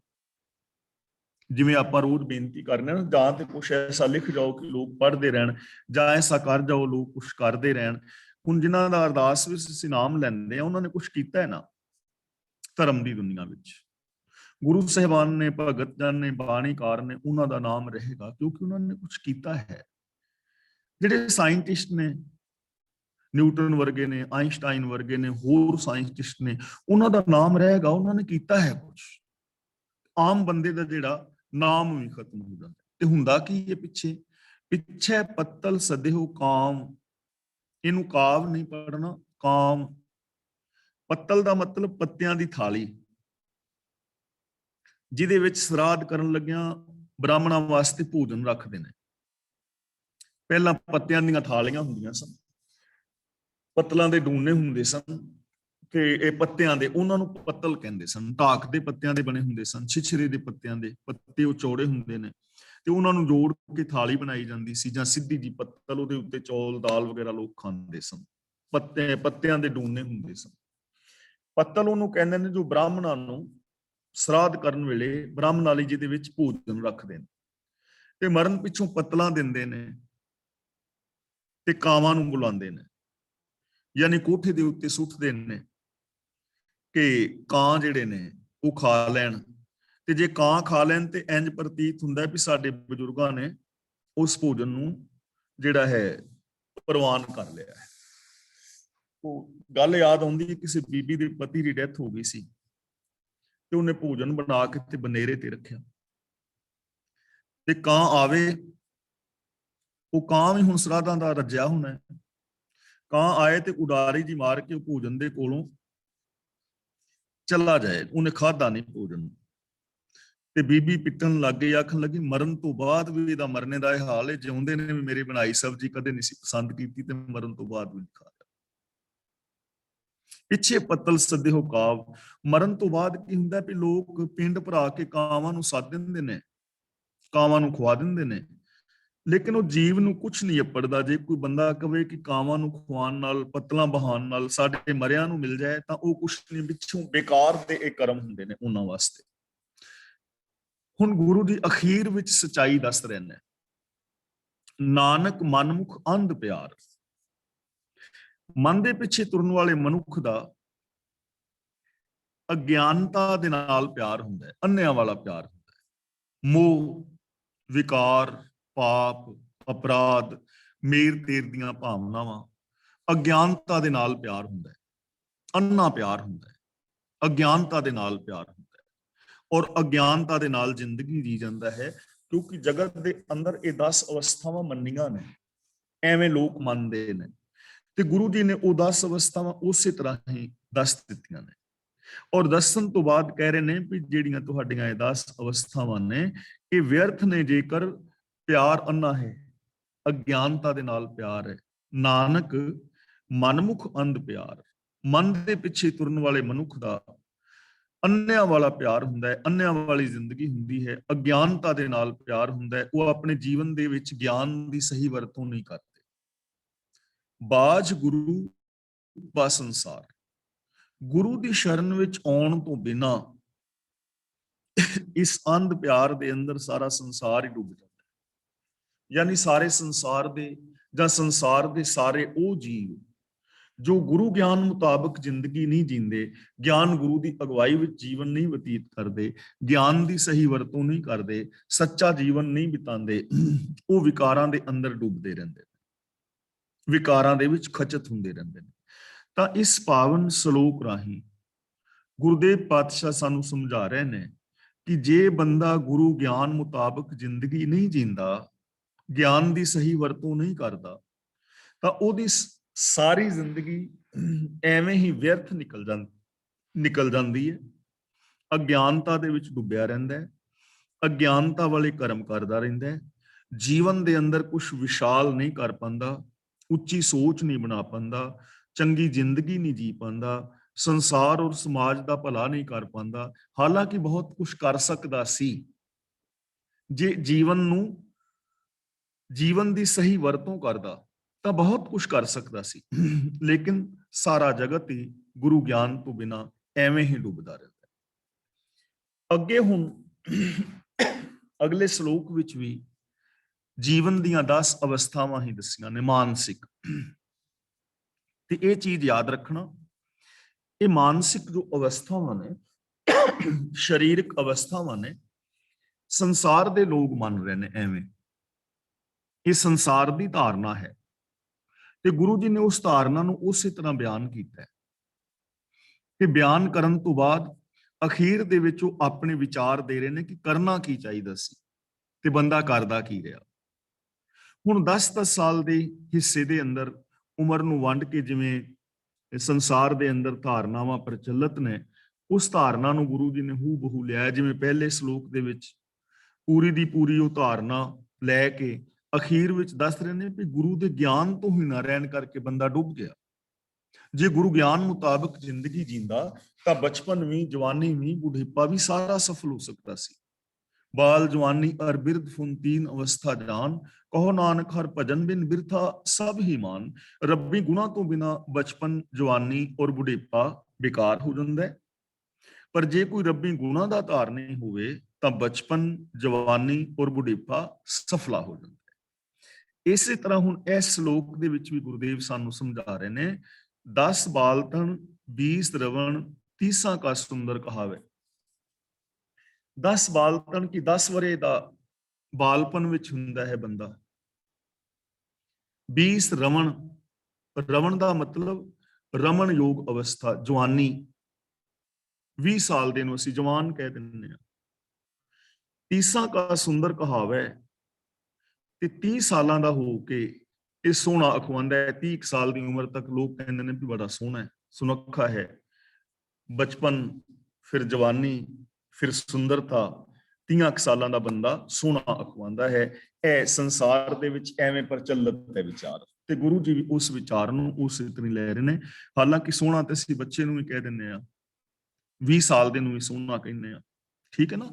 ਤਾਂ ਜਿਹੜੀ ਵਿਚਾਰ ਪ੍ਰਚਲਿਤ ਹੈ ਉਹਨੂੰ ਗੁਰੂ ਜੀ ਲੈ ਰਹੇ ਨੇ ਉਸੇ ਤਰ੍ਹਾਂ ਹੀ, ਔਰ ਅਖੀਰ ਦੇ ਵਿੱਚ ਉਹ ਸਾਨੂੰ ਸੱਚਾਈ ਬਿਆਨ ਕਰਨਗੇ ਕਿ ਕਰਨਾ ਕੀ ਚਾਹੀਦਾ ਹੈ। 10 ਸਾਲ ਦੀ ਉਮਰ ਵਿੱਚ, 20 ਸਾਲ ਦੀ ਉਮਰ ਵਿੱਚ, 30 ਸਾਲ ਦੀ ਉਮਰ ਵਿੱਚ ਕਰਨਾ ਕੀ ਚਾਹੀਦਾ ਸੀ, ਅੱਗੇ ਚੱਲ ਕੇ ਸਾਨੂੰ ਸਮਝਾਉਣਗੇ। 40 ਸੀ ਪੁਰ ਹੋਏ, ਪੁਰ ਹੋਏ ਦਾ ਮਤਲਬ ਭਰਿਆ ਹੋਇਆ, ਜਵਾਨੀ ਜ਼ੋਰ ਤਜਰਬੇ ਦੇ ਨਾਲ ਪਰ ਜਵਾਨ। 85 ਪੱਗ ਖਿੱਸੇ, 85 ਦਾ ਮਤਲਬ 50 ਸਾਲ ਦਾ। ਪੱਗ ਖਿੱਸੇ ਦਾ ਮਤਲਬ ਤਿਲਕ ਦਾ ਹੈ, ਫਿਰ ਹੇਠਾਂ ਨੂੰ ਜਾਣ ਲੱਗ ਪੈਂਦਾ ਹੈ। ਜਦੋਂ 40 ਸਾਲ ਤੋਂ ਉੱਤੇ ਹੋ ਜਾਏ ਨਾ ਬੰਦਾ, ਫਿਰ ਹੌਲੇ ਹੌਲੇ ਪੈਰ ਖਿਸਕਣਾ ਸ਼ੁਰੂ ਹੋ ਜਾਂਦਾ ਹੈ। 60 ਕੇ ਬੁਢੇਪਾ ਆਵੇ ਤੇ 60 ਸਾਲ ਤੱਕ ਬੰਦਾ ਬੁਢੇਪੇ ਵਿੱਚ ਆ ਜਾਂਦਾ ਹੈ। 40 ਤੇ ਉਹ ਪੂਰਨ ਹੁੰਦਾ ਹੈ, 50 ਤੇ ਉਹਦਾ ਪੈਰ ਪਿੱਛੇ ਮੁੜ ਪੈਂਦਾ ਹੈ, ਤੇ 60 ਤੇ ਬਿਰਧ ਅਵਸਥਾ ਆ ਜਾਂਦੀ ਹੈ। ਇਹ ਸੰਸਾਰ ਦੇ ਅੰਦਰ ਪ੍ਰਚਲਿਤ ਧਾਰਨਾ ਹੈ। 70 ਕਾ ਮਤਹੀਣ अस्सियां का व्यवहार न पावे। 70 का मतहीन 70 सालां दा जीव अकलों हीणा होण लग जांदा है। ਹੁਣ ਦੇਖੋ ਇਹ ਗੁਰੂ ਜੀ ਦੇ ਵਿਚਾਰ ਨਹੀਂ ਹਨ, ਇਹ ਸੰਸਾਰ ਦੀ ਜਿਹੜੀ ਪ੍ਰਚਲਿਤ ਧਾਰਨਾ ਨਾ ਉਹਨੂੰ ਲੈ ਰਹੇ। ਨਹੀਂ ਤਾਂ ਹੁਣ 70 ਸਾਲ ਦੇ ਸਾਰੇ ਮਤਹੀਨ ਤਾਂ ਨਹੀਂ ਨਾ ਹੋ ਜਾਂਦੇ, ਲੇਕਿਨ ਆਮ ਧਾਰਨਾ ਇਹ ਹੈ ਕਿ ਬੰਦਾ 70 ਦਾ ਮਤਹੀਨ ਹੋ ਜਾਂਦਾ ਹੈ। ਜਿਵੇਂ ਅਸੀਂ ਕਹਿੰਦੇ ਆ ਫਲਾਣਾ ਤੇ 70 ਬਤਰਿਆ ਗਿਆ ਹੈ। ਹੁਣ ਮਤਹੀਨ ਤੇ ਜਵਾਨ ਬੱਚੇ ਵੀ ਨੇ, ਬੇਅਕਲੀਆਂ ਤੇ ਜਵਾਨ ਵੀ ਕਰ ਰਹੇ ਨੇ। ਜੇ ਕੋਈ ਗਲਤੀ ਬਜ਼ੁਰਗ ਤੋਂ ਹੋ ਜਾਂਦੀ ਹੈ, ਐਕਸੀਡੈਂਟ ਹੋ ਜਾਂਦਾ ਹੈ, ਤਾਂ ਐਕਸੀਡੈਂਟ ਤੇ ਜਵਾਨਾਂ ਤੋਂ ਹੀ ਹੁੰਦਾ ਹੈ।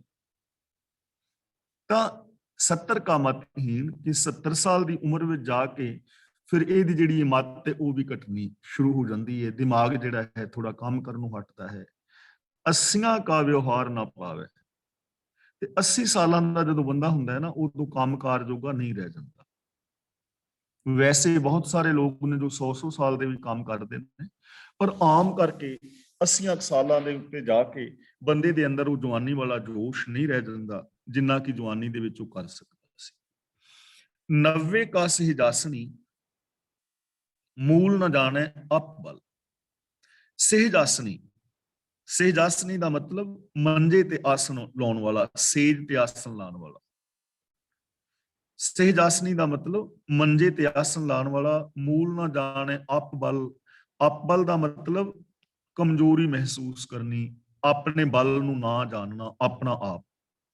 90 ਸਾਲ ਦਾ ਮੰਜੇ ਤੋਂ ਨਹੀਂ ਹਿਲਦਾ ਤੇ ਆਪਣਾ ਆਪ ਵੀ ਨਹੀਂ ਸੰਭਾਲ ਸਕਦਾ। ਐਸੀ ਆ ਜਾਂਦੀ ਨਾ ਸਟੇਜ, ਬਹੁ ਗਿਣਤੀ ਦੀ ਗੱਲ ਹੈ ਕਿ 90 ਸਾਲਾਂ ਦਾ ਬੰਦਾ ਹੋ ਜਾਂਦਾ, ਫਿਰ ਮੰਜੇ ਤੇ ਬਹਿ ਜਾਂਦਾ ਹੈ। ਤੇ ਕਈ ਵਾਰ ਬੰਦਾ ਬਜ਼ੁਰਗ ਅਵਸਥਾ ਵਿੱਚ ਕਿਸੇ ਰੋਗ ਦੇ ਕਾਰਨ ਐਸਾ ਮਜਬੂਰ ਹੁੰਦਾ ਹੈ ਕਿ ਉਹ ਆਪਣੇ ਆਪ ਜੋਗਾ ਵੀ ਨਹੀਂ ਰਹਿ ਜਾਂਦਾ, ਆਪਣੇ ਆਪ ਨੂੰ ਨਹੀਂ ਸੰਭਾਲ ਪਾਉਂਦਾ। ਉਹਨੂੰ ਬਾਥਰੂਮ ਤੱਕ ਵੀ ਘਰਦਿਆਂ ਨੂੰ ਫੜ ਕੇ ਲਿਜਾਣਾ ਪੈਂਦਾ। ਟੰਡੋਲਿਮ ਢੂੰਡਿਮ ਡਿਠ ਮੈਂ, ਨਾਨਕ ਜਗ ਧੂਏ ਕਾ ਤਵਲ ਹਰ। ਟੰਡੋਲਿਮ ਢੂੰਡਿਮ, ਟੰਡੋਲਿਮ ਦਾ ਮਤਲਬ ਮੈਂ ਖੋਜਿਆ ਹੈ, ਢੂੰਡਿਮ ਦਾ ਮਤਲਬ ਢੂੰਡਿਆ ਹੈ, ਦੇਖਿਆ ਹੈ, ਪਰਖਿਆ ਹੈ, ਤੱਤ ਕੱਢਿਆ ਹੈ। ਨਾਨਕ ਜਗ ਧੂਏ ਕਾ ਤਵਲ ਹਰ। ਤਵਲ ਹਰ ਦਾ ਮਤਲਬ ਸਫੇਦ ਪਲਸਤਰ ਵਾਲਾ ਜਿਹੜਾ ਮਕਾਨ ਹੁੰਦਾ ਹੈ, ਧੌਲਰ, ਚੰਗਾ ਮਕਾਨ। ਹੁਣ ਇੱਥੇ ਧੂਏ ਦਾ ਧੌਲਰ ਕਹਿ ਰਹੇ ਨੇ, ਧੂਏ ਦਾ ਮਹਿਲ। ਜਿਵੇਂ ਮਹਿਲ ਹੋਵੇ, ਪਹਾੜ ਹੋਵੇ ਕੋਈ, ਤਾਂ ਪਹਾੜ ਤਾਂ ਹਮੇਸ਼ਾ ਰਹਿੰਦਾ ਹੈ ਨਾ, ਲੇਕਿਨ ਜੇ ਧੂੰ ਦਾ ਪਹਾੜ ਬਣਿਆ ਹੋਵੇ, ਧੂੰ ਪਹਾੜ ਦੀ ਤਰ੍ਹਾਂ ਫੈਲਿਆ ਹੋਵੇ, ਤਾਂ ਉਹ ਥੋੜੀ ਦੇਰ ਰਹਿੰਦਾ, ਫਿਰ ਧੂਆਂ ਉੱਡ ਜਾਂਦਾ ਹੈ। ਜਿਵੇਂ ਕੋਈ ਮਹਿਲ ਹੈ ਚਿੱਟਾ ਸੰਗਮਰਮਰ ਦਾ ਬਣਿਆ, ਤਾਂ ਉਹ ਦੂਰੋਂ ਦਿਸ ਰਿਹਾ ਹੈ ਤੇ ਉਹ ਹੈ ਵੀ ਹੈ, ਪਰ ਜੇ ਧੂਆਂ ਹੋਵੇ ਤੇ ਮਹਿਲ ਦਾ ਭੁਲੇਖਾ ਪਾਏ ਤਾਂ ਉਹ ਰਹਿੰਦਾ ਨਹੀਂ, ਆਖਿਰ ਉਹ ਖਤਮ ਹੋ ਜਾਂਦਾ। ਤਾਂ ਗੁਰੂ ਪਾਤਸ਼ਾਹ ਜੀ ਇੱਥੇ ਸਮਝਾ ਰਹੇ ਨੇ ਕਿ ਮੈਂ ਜਗਤ ਨੂੰ ਢੂੰਡਿਆ ਹੈ, ਭਾਲਿਆ ਹੈ, ਵੇਖਿਆ ਹੈ, ਪਰ ਇਹ ਜਗਤ ਧੂਏ ਦਾ ਪਹਾੜ ਹੈ, ਸਦਾ ਰਹਿਣ ਵਾਲਾ ਨਹੀਂ। ਯਾਨੀ ਇੱਥੇ ਸਦਾ ਕਿਸੇ ਨੇ ਨਹੀਂ ਰਹਿਣਾ। ਇਸ ਸ਼ਲੋਕ ਦੇ ਅੰਦਰ ਸਾਨੂੰ ਸਮਝਾਇਆ ਹੈ ਕਿ ਬਚਪਨ ਤੋਂ ਲੈ ਕੇ ਜਵਾਨੀ, ਫਿਰ ਅੱਗੇ ਚੱਲ ਕੇ ਬੁਢੇਪਾ ਤੇ ਆਖਿਰ ਮੌਤ, ਯਾਨੀ ਇਸ ਸੰਸਾਰ ਦੇ ਉੱਤੇ ਥਿਰ ਕੋਈ ਨਹੀਂ ਹੈ, ਹਰ ਇੱਕ ਨੇ ਚਲੇ ਜਾਣਾ ਹੈ। ਤਾਂ ਇਸ ਪਾਵਨ ਸ਼ਲੋਕ ਦੇ ਵਿੱਚ ਵੀ ਸਾਨੂੰ ਇਹ ਚੀਜ਼ ਹੀ ਸਮਝਾਈ ਹੈ ਕਿ ਕਦੇ ਤਾਂ ਇਹ ਸੁੰਦਰ ਅਖਵਾਰਿਆ ਹੈ, ਕਦੇ ਜਵਾਨ ਅਖਵਾਰਿਆ ਹੈ, ਲੇਕਿਨ ਇਹਦੇ ਅੰਦਰ ਵੀ ਜਿਹੜੀ ਕਮੀ ਦਿਸ ਰਹੀ ਹੈ ਉਹ ਇਹ ਹੈ ਕਿ ਸੱਚ ਦੇ ਨਾਲ ਜੁੜਨ ਦੀ ਚੇਸ਼ਟਾ ਨਹੀਂ ਹੈ, ਸਚਿਆਰ ਹੋਣ ਦੀ ਚੇਸ਼ਟਾ ਨਹੀਂ ਹੈ।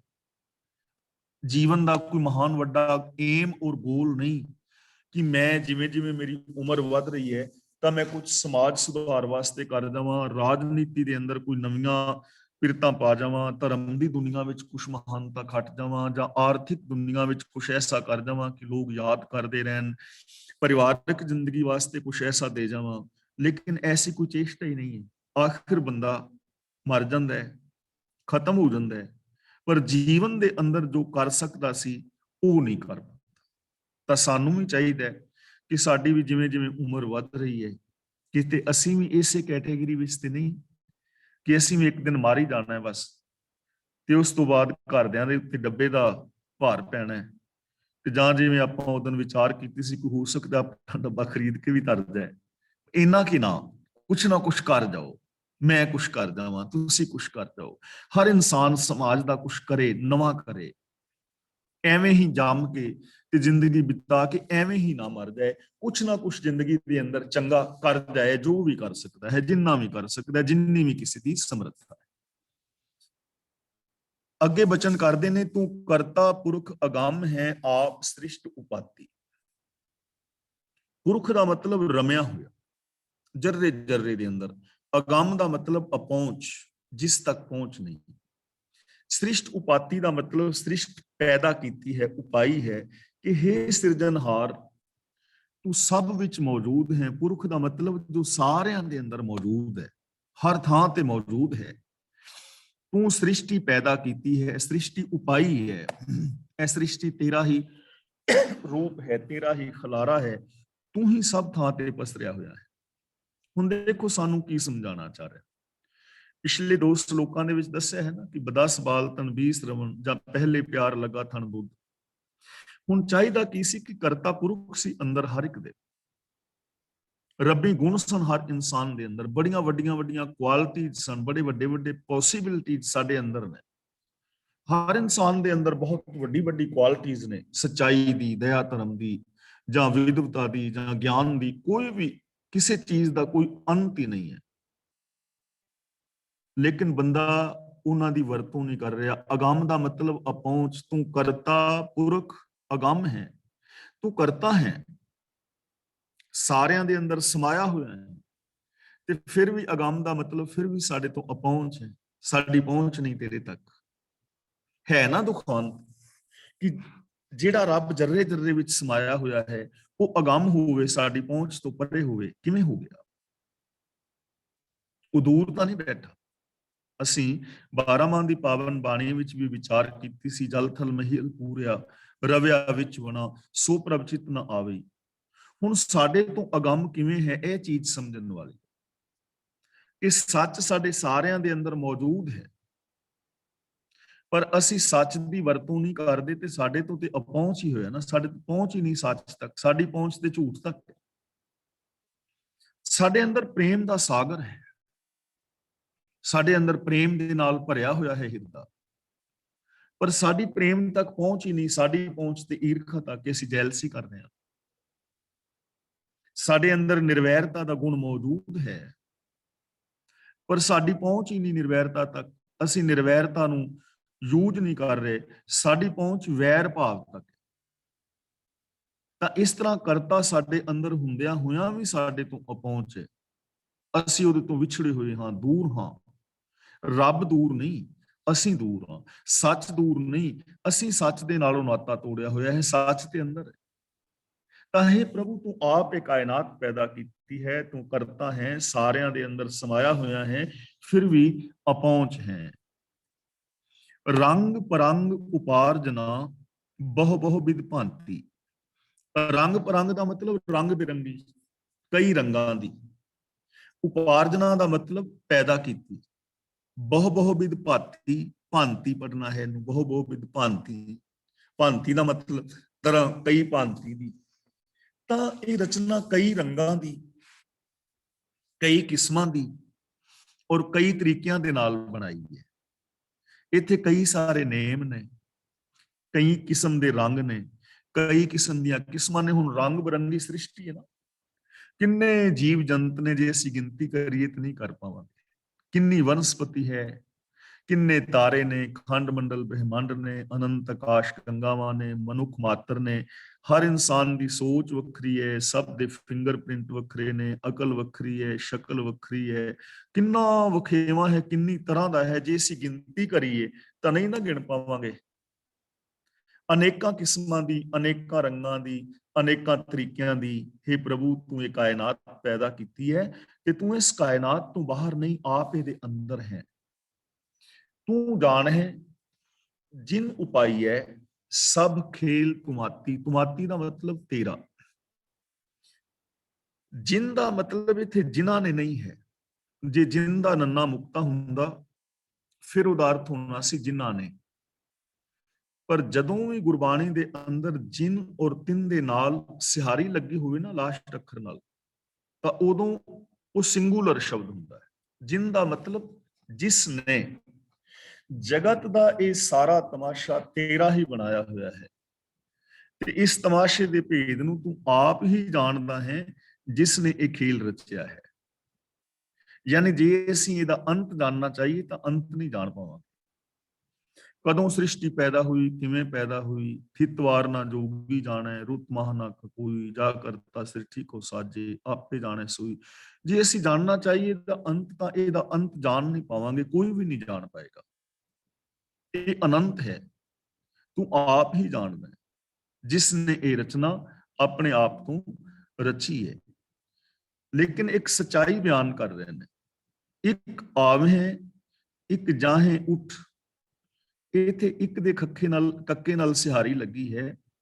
ਇਸ ਇੱਕ ਦਾ ਮਤਲਬ ਹੈ ਕਈ। ਜਦੋਂ ਇੱਕ ਦੇ ਕੱਕੇ ਨਾਲ ਸਿਹਾਰੀ ਹੋਏ ਉਹ ਬਹੁਵਚਨੀ ਸ਼ਬਦ ਹੁੰਦਾ ਹੈ, ਪਲੂਰਲ। ਜਦੋਂ ਇੱਕ ਦੇ ਕੱਕੇ ਥੱਲੇ ਔਂਕੜ ਹੋਏ ਤਾਂ ਉਹ ਇੱਕ ਵਚਨੀ ਸ਼ਬਦ ਹੋਏਗਾ ਤੇ ਮੇਲ ਜੈਂਡਰ ਵੀ ਹੋਏਗਾ। ਤੇ ਜਦੋਂ ਇੱਕ ਦੇ ਕੱਕਿਆ ਜਿਹੜਾ ਮੁਕਤਾ ਹੋਏਗਾ ਤਾਂ ਉਹ ਫੀਮੇਲ ਜੈਂਡਰ ਹੋਏਗਾ। ਜਿਵੇਂ ਗੁਰਾ ਇੱਕ ਦੇਹ ਬੁਝਾਈ, ਉੱਥੇ ਇੱਕ ਜਿਹੜਾ ਹੈ ਉਹ ਫੀਮੇਲ ਜੈਂਡਰ। ਇੱਕ ਆਵੇਂ ਇੱਕ ਜਾਹੇ ਉੱਠ। ਜਗਤ ਤਮਾਸ਼ੇ ਵਿੱਚ ਕਈ ਜੀਵ ਆ ਰਹੇ ਨੇ ਔਰ ਕਈ ਇਥੋਂ ਉੱਠ ਕੇ ਜਾ ਰਹੇ ਨੇ। ਭਾਵ ਕਈਆਂ ਦਾ ਜਨਮ ਹੋ ਰਿਹਾ ਹੈ, ਕਈਆਂ ਦੀ ਮੌਤ ਹੋ ਰਹੀ ਹੈ। ਕਈ ਆ ਰਹੇ ਨੇ, ਕਈ ਜਾ ਰਹੇ ਨੇ। ਲੇਕਿਨ ਬਿਨ ਨਾਮੇ ਮਰ ਜਾਤੀ। ਨਾਮ ਤੋਂ ਜਿਹੜੇ ਸਖਣੇ ਨੇ, ਰੱਬੀ ਹੁਕਮ ਤੋਂ ਜੋ ਸਖਣੇ ਨੇ, ਜੋ ਰੱਬੀ ਰਜ਼ਾ ਵਿੱਚ ਨਹੀਂ ਤੁਰਦੇ, ਜੋ ਰੱਬੀ ਗੁਣਾਂ ਦੇ ਧਾਰਨੀ ਨਹੀਂ ਹਨ, ਜਿਨ੍ਹਾਂ ਦੀ ਜ਼ਿੰਦਗੀ ਵਿੱਚ ਸੱਚ ਨਹੀਂ ਹੈ, ਜੋ ਆਪਣੇ ਜੀਵਨ ਨੂੰ ਯੂਨੀਵਰਸਲ ਟਰੂਥ ਨੂੰ ਬੇਸ ਬਣਾ ਕੇ ਨਹੀਂ ਜਿੰਦੇ। ਮਰ ਜਾਤੀ ਦਾ ਮਤਲਬ ਅਸਲ ਦੇ ਵਿੱਚ ਉਹ ਮਰ ਜਾਂਦੇ ਨੇ, ਉਹਨਾਂ ਦੀ ਆਤਮਕ ਮੌਤ ਹੋ ਜਾਂਦੀ। ਹੁਣ ਇਹ ਚੀਜ਼ ਨੂੰ ਸਮਝਣਾ ਹੈ। ਬਹੁਤ ਸਾਰੇ ਲੋਕ ਆ ਰਹੇ ਨੇ ਔਰ ਬਹੁਤ ਸਾਰੇ ਲੋਕ ਜਾ ਰਹੇ ਨੇ। ਤਾਂ ਮੈਂ ਆਇਆ ਔਰ ਮੈਂ ਜਾਵਾਂਗਾ, ਜਨਮਿਆ ਔਰ ਮਰਾਂਗਾ। ਲੇਕਿਨ ਜਿਸ ਦਿਨ ਮੈਂ ਜਨਮਿਆ ਔਰ ਜਿਸ ਦਿਨ ਮੈਂ ਮਰਾਂਗਾ, ਇਸ ਦੌਰਾਨ ਜਨਮ ਔਰ ਮੌਤ ਦੇ ਦੌਰਾਨ ਜਿਹੜਾ ਸਮਾਂ ਹੈ ਉਹ ਮੈਨੂੰ ਜੀਵਨ ਮਿਲਿਆ ਹੈ, ਉਹਨੂੰ ਜੀਵਨ ਕਹਿੰਦੇ ਨੇ। ਉਸ ਜੀਵਨ ਦੇ ਅੰਦਰ, ਉਸ ਜੀਵਨ ਕਾਲ ਵਿੱਚ ਜੇ ਮੈਂ ਸੱਚ ਨੂੰ ਭੁਲਾ ਕੇ ਜੀਵਿਆ, ਜੇ ਮੈਂ ਔਗਣਾਂ ਵਾਲੀ ਜ਼ਿੰਦਗੀ ਜੀਵਿਆ, ਤਾਂ ਗੁਰੂ ਜੀ ਕਹਿੰਦੇ ਨੇ ਫਿਰ ਤੂੰ ਮੁਰਦਿਆਂ ਵਾਲੀ ਜ਼ਿੰਦਗੀ ਜੀ। ਉਸ ਜੀਵਨ ਦੇ ਅੰਦਰ ਜੇ ਕੋਈ ਸੱਚ ਨਾਲੋਂ ਟੁੱਟ ਗਿਆ ਤੇ ਉਹ ਮਰ ਗਿਆ, ਉਹਦੀ ਜ਼ਮੀਰ ਮਰ ਗਈ। ਇਹ ਆਪਾਂ ਵਿਚਾਰ ਹਰ ਰੋਜ਼ ਹੀ ਕਰੀਬ ਕਰ ਰਹੇ ਹਾਂ ਕਿ ਜੇ ਕੋਈ ਬੰਦਾ ਬੇਗਾਨੀ ਧੀ ਭੈਣ ਨੂੰ ਮਾੜੀ ਨਜ਼ਰ ਨਾਲ ਤੱਕਦਾ ਹੈ ਤੇ ਇਹਦਾ ਮਤਲਬ ਮਰ ਗਿਆ। ਇਨਸਾਨੀਅਤ ਮਰੇਗੀ ਤਾਂ ਐਸੀ ਸੋਚ ਅੰਦਰ ਪੈਦਾ ਹੋਏਗੀ ਨਾ। ਜੇ ਕੋਈ ਕਿਸੇ ਦਾ ਬੇਗਾਨਾ ਪੈਸਾ ਖਾਂਦਾ ਹੈ, ਚਾਹੇ ਉਹ ਇੱਕ ਵੀ ਪੈਸਾ ਹੈ ਹੀਰਾ ਫੇਰੀ ਨਾਲ, ਇੱਕ ਪੈਨੀ ਵੀ ਖਾਂਦਾ ਹੈ ਬੇਗਾਨਾ ਹੱਕ, ਤਾਂ ਅੰਦਰੋਂ ਇਨਸਾਨੀਅਤ ਮਰੇਗੀ ਤਾਂ ਐਸਾ ਕੰਮ ਕਰੇਗਾ। ਜਿਉਂਦੀ ਜ਼ਮੀਰ ਵਾਲਾ ਬੰਦਾ ਐਵੇਂ ਨਹੀਂ ਕਰੇਗਾ। ਰਿਸ਼ਵਤਖੋਰੀ, ਚੋਰ ਬਜ਼ਾਰੀ, ਜਾਤੀਵਾਦ, ਦਾਜ ਦਹੇਜ, ਲੜਾਈ ਦੰਗੇ ਫਸਾਦ, ਇਮੋਸ਼ਨਲ ਬਲੈਕਮੇਲ ਕਰਨਾ, ਧਰਮ ਦੇ ਨਾਮ ਤੇ ਕਿੰਨੀ ਲੁੱਟ ਹੈ ਨਾ। ਤਾਂ ਉਹ ਲੋਕ ਹੀ ਲੁੱਟ ਕਰਨਗੇ ਜਿਨ੍ਹਾਂ ਦੀ ਜ਼ਮੀਰ ਮਰੇਗੀ, ਅੰਦਰੋਂ ਇਨਸਾਨੀਅਤ ਮਰੇਗੀ। ਧਰਮ ਦੇ ਨਾਮ ਦੇ ਉੱਤੇ ਅੰਧ ਵਿਸ਼ਵਾਸ ਫੈਲਾ ਕੇ ਲੋਕਾਂ ਦਾ ਇਮੋਸ਼ਨਲ ਬਲੈਕਮੇਲ ਕਰਨਾ, ਆਰਥਿਕ ਔਰ ਮਾਨਸਿਕ ਸ਼ੋਸ਼ਣ ਕਰਨਾ, ਲੋਕਾਂ ਨੂੰ ਮਾਨਸਿਕ ਗੁਲਾਮ ਬਣਾਉਣਾ, ਬੌਧਿਕ ਤੌਰ ਤੇ ਗੁਲਾਮ ਬਣਾਉਣਾ ਕਿੰਨਾ ਵੱਡਾ ਅਤਿਆਚਾਰ ਹੈ। ਤਾਂ ਉਹ ਬੰਦਾ ਹੀ ਕਰੇਗਾ ਜਿਸ ਦੇ ਅੰਦਰੋਂ ਇਨਸਾਨੀਅਤ ਮਰੇਗੀ, ਤਾਂ ਹੀ ਕਿਸੇ ਦਾ ਮਿਸਯੂਜ਼ ਕਰੇਗਾ। ਤਾਂ ਗੁਰੂ ਪਾਤਸ਼ਾਹ ਜੀ ਕਹਿੰਦੇ ਨੇ ਇੱਥੇ ਕਈ ਲੋਕ ਆਉਂਦੇ ਨੇ, ਕਈ ਲੋਕ ਜਾਂਦੇ ਨੇ, ਜਨਮ ਔਰ ਮੌਤ ਚੱਲ ਰਹੀ ਹੈ, ਪਰ ਜਿਹੜੇ ਸੱਚ ਤੋਂ ਬਿਨਾਂ ਜ਼ਿੰਦਗੀ ਜੀਂਦੇ ਨੇ ਉਹ ਆਤਮਕ ਮੌਤ ਤੇ ਮਰ ਜਾਂਦੇ ਨੇ। ਉਹਨਾਂ ਦੇ ਅੰਦਰੋਂ ਇਨਸਾਨੀਅਤ ਮਰ ਜਾਂਦੀ ਹੈ, ਅਸਲੀ ਮਰੇ ਹੋਏ ਇਨਸਾਨ ਨੇ ਉਹ। ਲੇਕਿਨ ਸਾਰੇ ਐਵੇਂ ਨਹੀਂ ਕਿ ਸਾਰੇ ਹੀ ਮਰ ਜਾਣ। ਇਹ ਦੁਨੀਆ ਵਿੱਚ ਚੰਗੇ ਇਨਸਾਨ ਵੀ ਨੇ, ਹੈਨ ਵਿਰਲੇ ਨਾ ਹੀ ਕਣੇ। ਹੁਣ ਉਹਨਾਂ ਦੀ ਗੱਲ ਕਰਦੇ ਨੇ, ਗੁਰਮੁਖ ਰੰਗ ਚਲੂਲਿਆ, ਰੰਗ ਹਰ ਰੰਗ ਰਾਤੀ। ਚਲੂਲਿਆ ਫਾਰਸੀ ਦੇ ਸ਼ਬਦ ਹੈ ਚੂ ਲਾਲਹ, ਗੁਲਹ ਲਾਲਹ, ਯਾਨੀ ਲਾਲ ਵਰਗਾ, ਲਾਲੇ ਵਰਗਾ ਲਾਲ, ਗੂੜਾ ਲਾਲ। ਗੁਰਮੁਖ ਰੰਗ ਵਿੱਚ ਗੂੜੇ ਲਾਲ, ਹਰੀ ਦੇ ਪ੍ਰੇਮ ਵਿੱਚ ਰੰਗੇ ਹੋਏ ਨੇ। ਲਾਲਹ ਇੱਕ ਫੁੱਲ ਹੁੰਦਾ ਹੈ, ਉਹ ਫੁੱਲ ਬਹੁਤ ਲਾਲ ਹੈ, ਗੂੜੇ ਲਾਲ ਰੰਗ ਵਾਲਾ ਹੈ। ਤੇ ਗੁਰਮੁਖ ਦਾ ਮਤਲਬ ਜੋ ਗੁਰੂ ਦੇ ਦੱਸੇ ਰਾਹਾਂ ਤੇ ਤੁਰਦਾ ਹੈ। ਉਹ ਮਨੁੱਖ ਜੋ ਗੁਰੂ ਦੇ ਸਨਮੁਖ ਨੇ, ਗੁਰਮਤ ਅਨੁਸਾਰੀ ਜ਼ਿੰਦਗੀ ਜੀਂਦੇ ਨੇ, ਉਹ ਪ੍ਰਭੂ ਦੇ ਪਿਆਰ ਵਿੱਚ ਗੂੜੇ ਰੰਗੇ ਨੇ। ਰੰਗ ਹਰ ਰੰਗ ਰਾਤੀ ਦਾ ਮਤਲਬ ਨਿਰੋਲ ਪ੍ਰੇਮ ਦੇ ਅੰਦਰ ਰੰਗੇ ਨੇ। ਉਹਨਾਂ ਦੀ ਜ਼ਿੰਦਗੀ ਵਿੱਚ ਹੋਰ ਕੁਛ ਨਹੀਂ, ਕੇਵਲ ਗੁਣਾਂ ਦਾ ਪ੍ਰੇਮ ਹੈ, ਸੱਚ ਦਾ ਪ੍ਰੇਮ ਹੈ। ਉਹ ਇਨਸਾਨੀਅਤ ਦੇ ਅੰਦਰ ਰੰਗੇ ਹੋਏ। ਉਹਨਾਂ ਦੀ ਮਨ, ਬੁੱਧ, ਆਤਮਾ, ਸੁਰਤ, ਸੋਚ, ਉਹਨਾਂ ਦਾ ਪੂਰਾ ਜੀਵਨ ਮੁਕੰਮਲ ਤੌਰ ਤੇ ਸੱਚ ਦੇ ਅੰਦਰ ਰੰਗਿਆ, ਸੱਚ ਦੇ ਪ੍ਰੇਮ ਵਿੱਚ ਰੰਗਿਆ। ਉਹਨਾਂ ਦੇ ਅੰਦਰ ਵਿਕਾਰਾਂ ਦਾ ਕੋਈ ਦਾਗ ਧੱਬਾ ਨਹੀਂ ਹੈ। ਕੌਣ? ਜੋ ਗੁਰੂ ਦੇ ਦੱਸੇ ਰਾਹਾਂ ਤੇ ਤੁਰਦੇ ਨੇ, ਉਹ ਸੱਚ ਦੇ ਪ੍ਰੇਮ ਵਿੱਚ ਰੰਗੇ ਜਾਂਦੇ ਨੇ ਔਰ ਅਸਲੀ ਜ਼ਿੰਦਗੀ ਉਹ ਜੀ ਰਹੇ ਨੇ। ਮਰਨੰ ਬਿਸਰਣੰ ਗੋਬਿੰਦ ਹੈ, ਜੀਵਨੰ ਹਰ ਨਾਮ ਧਿਆਵਣ ਹੈ। ਤਾਂ ਦੇਖੋ ਕਿੰਨਾ ਸੌਖਾ ਰਾਹ ਦੱਸ ਰਹੇ ਨੇ ਜ਼ਿੰਦਗੀ ਜੀਣ ਦਾ, ਆਤਮਿਕ ਜੀਵਨ ਦਾ, ਪ੍ਰਭੂ ਮਿਲਾਪ ਦਾ, ਖੁਸ਼ੀਆਂ ਦਾ, ਖੇੜੇ ਦਾ, ਆਨੰਦ ਦਾ, ਚੜ੍ਹਦੀ ਕਲਾ ਦਾ। ਕੋਈ ਵੀ ਸ਼ਬਦ ਵਰਤ ਲਓ, ਗੁਰੂ ਦੇ ਦੱਸੇ ਰਾਹ ਤੇ ਚੱਲ ਕੇ ਆਤਮਿਕ ਜ਼ਿੰਦਗੀ ਮਿਲ ਜਾਂਦੀ ਹੈ। ਜ਼ਿੰਦਗੀ ਸਾਡੀ ਇਹ ਹੀ ਹੈ। ਜ਼ਬਾਨ ਇਹੋ ਹੀ ਰਹਿਣੀ ਹੈ, ਕੰਨ ਇਹ ਹੀ ਰਹਿਣੇ ਨੇ, ਹੱਥ ਪੈਰ ਇਹ ਹੀ ਰਹਿਣੇ ਨੇ, ਜ਼ਮੀਨ ਜਾਇਦਾਦ, ਰਿਸ਼ਤੇਦਾਰੀਆਂ, ਨਾਨਕੇ ਦਾਦਕੇ ਇਹ ਹੀ ਰਹਿਣੇ ਨੇ। ਸਿਰਫ ਸੋਚ ਬਦਲ ਜਾਣੀ। ਸੋਚ ਬਦਲ ਜਾਏਗੀ ਤਾਂ ਅੱਖਾਂ ਦਾ ਵੇਖਣਾ ਬਦਲ ਜਾਏਗਾ। ਸੋਚ ਬਦਲ ਜਾਏਗੀ, ਕੰਨਾਂ ਦੀ ਸਰੋਤ ਬਦਲ ਜਾਏਗੀ। ਸੋਚ ਬਦਲ ਗਈ, ਹੱਥਾਂ ਦੇ ਕੰਮ ਬਦਲ ਜਾਣਗੇ। ਸੋਚ ਬਦਲ ਗਈ, ਪੈਰਾਂ ਦੇ ਨਾਲ ਤੁਰ ਕੇ ਜਾਣ ਵਾਲੇ ਰਾਹ ਬਦਲ ਜਾਣਗੇ। ਸੋਚ ਬਦਲ ਗਈ, ਬੋਲ ਬਦਲ ਜਾਣਗੇ। ਸੋਚ ਬਦਲ ਗਈ, ਵਿਹਾਰ ਬਦਲ ਜਾਏਗਾ। ਇਸ ਲਈ ਗੁਰੂ ਜੀ ਕਹਿੰਦੇ ਨੇ, ਗੁਰੂ ਦੇ ਦੱਸੇ ਰਾਹਾਂ ਤੇ ਚੱਲ ਕੇ ਬੰਦਾ ਪ੍ਰਭੂ ਪ੍ਰੇਮ ਵਿੱਚ, ਰੱਬੀ ਰੰਗ ਦੇ ਅੰਦਰ ਰੰਗਿਆ ਜਾਂਦਾ ਹੈ ਔਰ ਉਹਨਾਂ ਦੀ ਜ਼ਿੰਦਗੀ ਦੇ ਅੰਦਰ ਨਿਰੋਲ ਰੱਬੀ ਗੁਣਾਂ ਦਾ ਪ੍ਰੇਮ ਹੁੰਦਾ ਹੈ। ਤਾਂ ਗੁਰੂ ਜੀ ਸਾਨੂੰ ਹੁਣ ਪਿਆਰ ਨਾਲ ਸਮਝਾ ਰਹੇ ਨੇ, ਸੋ ਸੇਵਹੁ ਸਤ ਨਿਰੰਜਨੋ ਹਰ ਪੁਰਖ ਵਿਧਾਤੀ। ਵਿਧਾਤੀ ਦਾ ਮਤਲਬ ਵਿਧਾਤਾ, ਸਿਰਜਣਹਾਰ। ਨਿਰੰਜਨ ਦਾ ਮਤਲਬ ਹੁੰਦਾ ਹੈ ਮਾਇਆ ਦੀ ਮੈਲ ਤੋਂ ਰਹਿਤ। ਸਤ ਦਾ ਮਤਲਬ ਸਦਾ ਰਹਿਣ ਵਾਲਾ। ਸੇਵੋ ਦਾ ਮਤਲਬ ਰਜਾ ਵਿੱਚ ਤੁਰੋ, ਸਿਫਤ ਸਲਾਹ ਕਰੋ ਕਿ ਇਹ ਭਾਈ ਜੋ ਪ੍ਰਭੂ ਵਿਆਪਕ ਹੈ, ਸਾਰੇ ਸੰਸਾਰ ਵਿੱਚ ਸਮਾਇਆ ਹੋਇਆ ਹੈ, ਰਚਨਹਾਰ ਹੈ, ਸਦਾ ਸਥਿਰ ਰਹਿਣ ਵਾਲਾ ਹੈ, ਮਾਇਆ ਦੀ ਮੈਲ ਤੋਂ ਰਹਿਤ ਹੈ, ਉਹਦੀ ਰਜਾ ਵਿੱਚ ਤੁਰੋ, ਉਹਦੀ ਸਿਫਤ ਸਲਾਹ ਕਰੋ। ਮਨ, ਬਚਨ ਔਰ ਕਰਮ ਕਰਕੇ ਉਹਦੇ ਗੁਣਾਂ ਦੇ ਧਾਰਨੀ ਹੋਵੋ।